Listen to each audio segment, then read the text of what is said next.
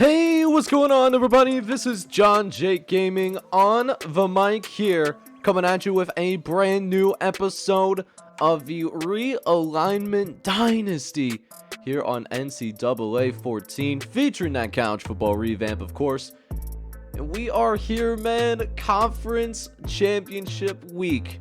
The top 8 teams making it into the playoffs, so we know what we gotta do, man. We gotta come out here. We have to beat TCU if we want to get a chance to play for the national championship. Now, we did have a chance to do just that, but we did lose to them in the regular season, so hopefully we get some revenge in this matchup. Lee Corso is going to be rocking with us, but I'm not going to be taking him for granted like we did the last time.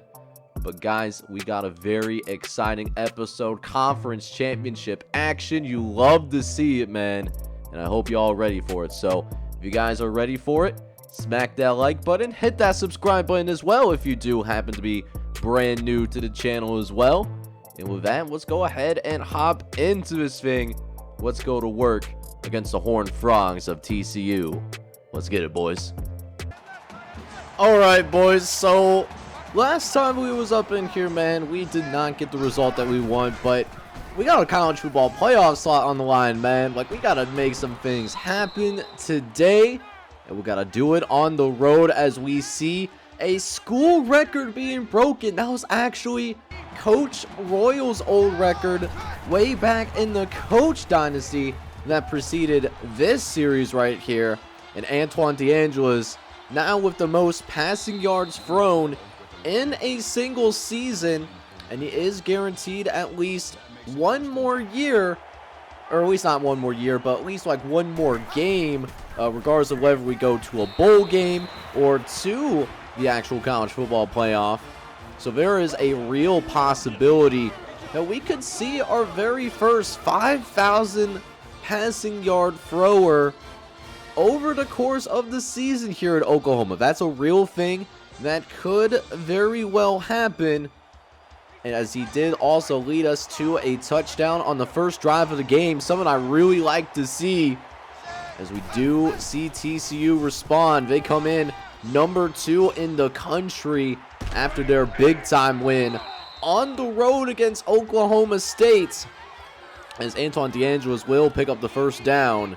He can run that football too, as we're looking over the middle of the field now. Gonna find Andrew Hargrove chilling by the logo, and that will be good enough for the first down. Gain of 13. We'll see if we can build off of that. As now a couple plays later, they send the blitz, but we do get it out to Greg Coleman in the nick of time, and it's another first down, as we'll go ahead and run with it once more. DeAngelis going up the middle of the field. That's also good for the first down. He's having a great day on the ground. Already 65 yards rushing and 150 yards of total offense.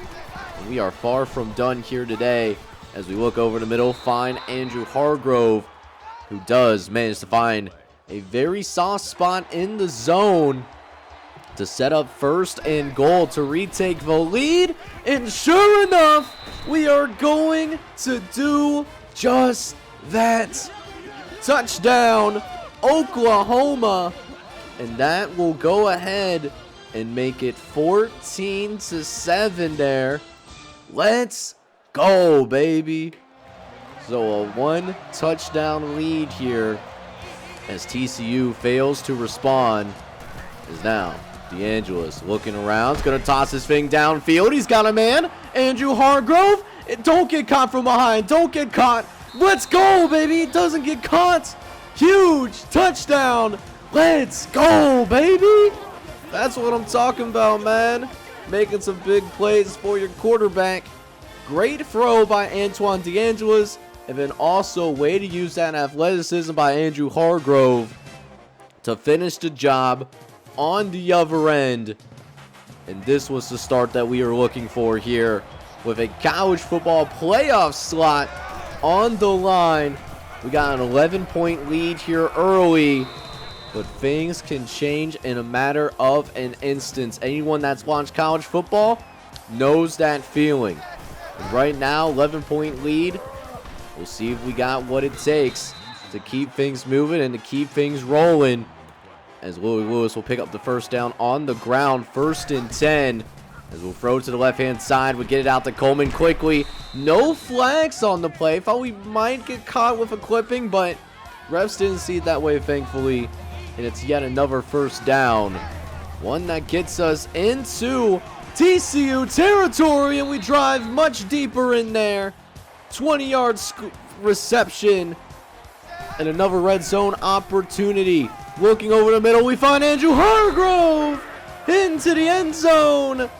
Touchdown, Oklahoma.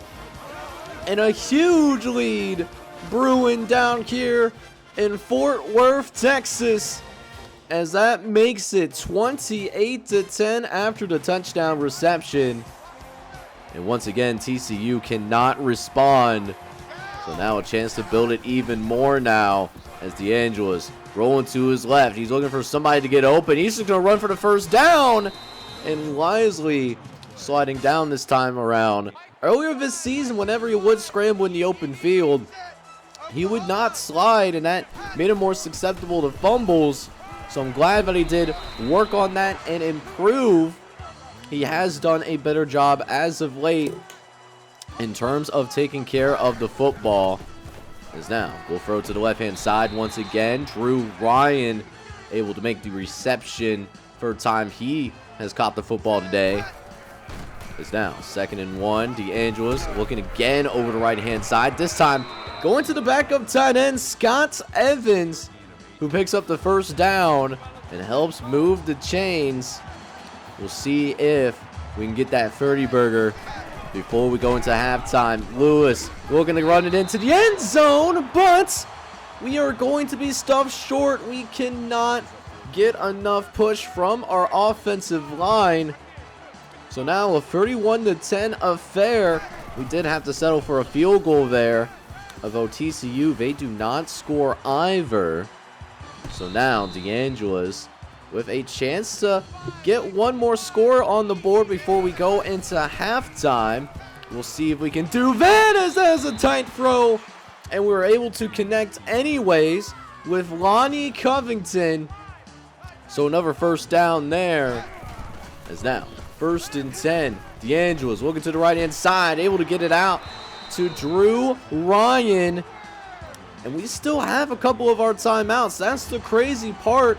We don't need to rush to the line of scrimmage. And sure enough, we will tack on yet another touchdown on the board. And that's going to make it 38-10 at the half.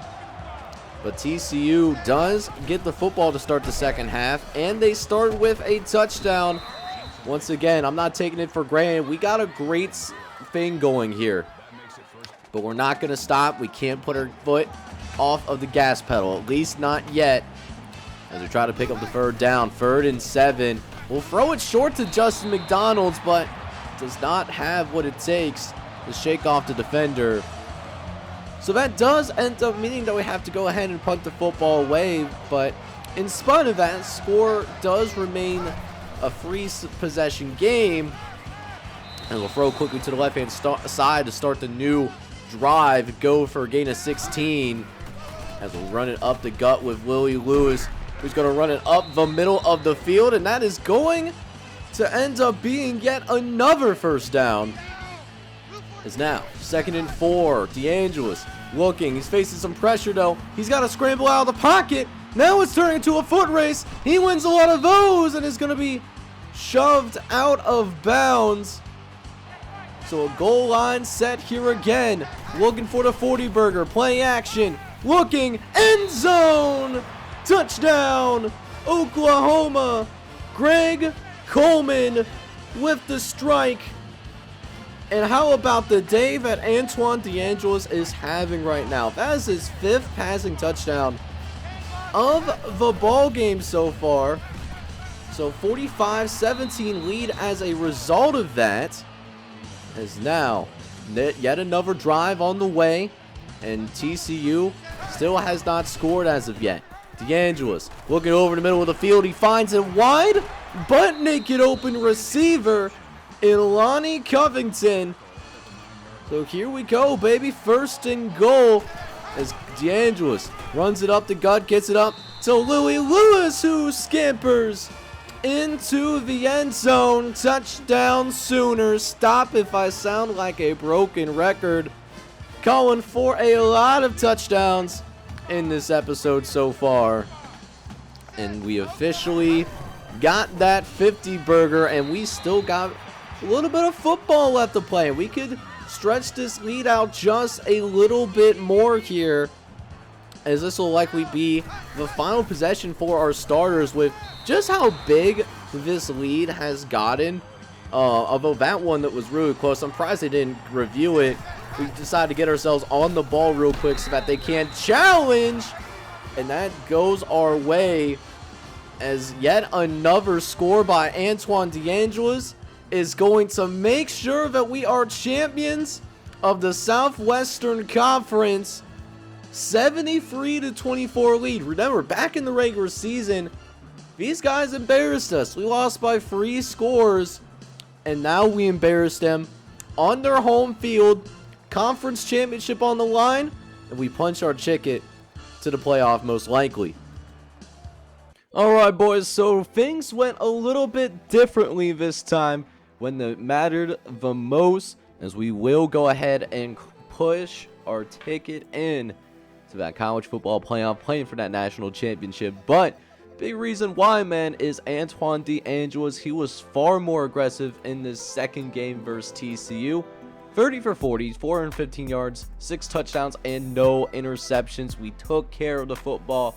Kevin Carpenter, we also gave him a little bit of playing time as well. He was okay, 3 for 9, 23 yards, and a score. Hopefully, Antoine DeAngelis sticks around after this season, but with a performance like that, you really don't know. But he ends up with 9 carries for 123 yards. So, not only did he end up doing it through the air, but he also got it done on the ground as well. Speaking of getting things done on the ground, we got Willie Lewis leading the team in carries, 12 carries for 75 yards, but did cash in a couple of touchdowns, as did senior running back Marcus Hayden, who ends up with 9 carries and 34 yards. As for the receivers, we had one 100-yard receiver today, and that was Andrew Hargrove, and that was off of a huge 73-yard bomb that we had in, I believe it was the first half of the game. He did end up with 7 catches and 159 yards, couple of scores. Greg Coleman also ends up with multiple touchdown grabs today. He was 8 for 78, but it was Drew Ryan that led the team in catches today.